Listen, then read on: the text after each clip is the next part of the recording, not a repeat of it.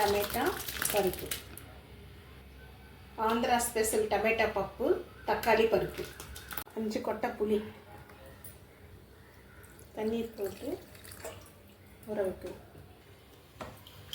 அரை மணி நேரம் ஊற வச்ச தோரம் பருப்பு 150 கிராம்.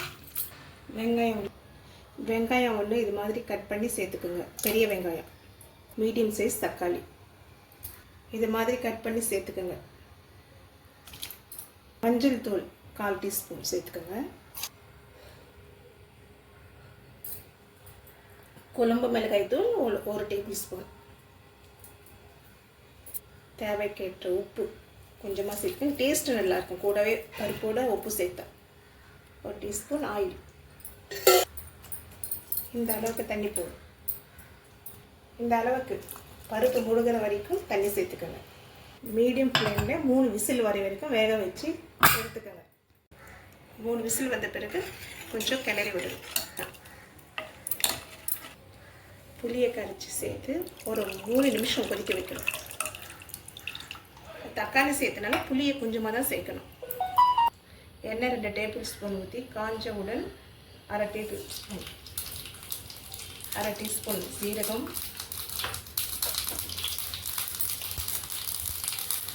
3 காஞ்ச மிளகாய்,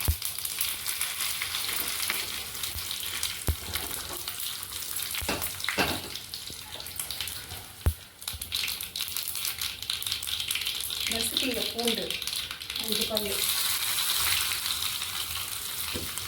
சின்னதாக கட் பண்ண 3 பச்சை மிளகாய்,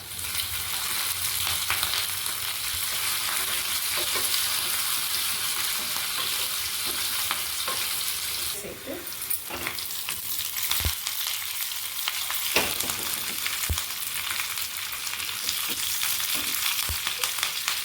பெருங்காயம் சேர்த்துக்கணும்.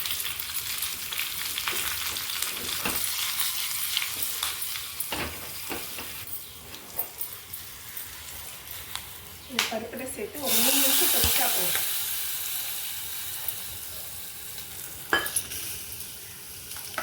ஒரு 3 நிமிஷம் கொதிச்சா போடுங்க.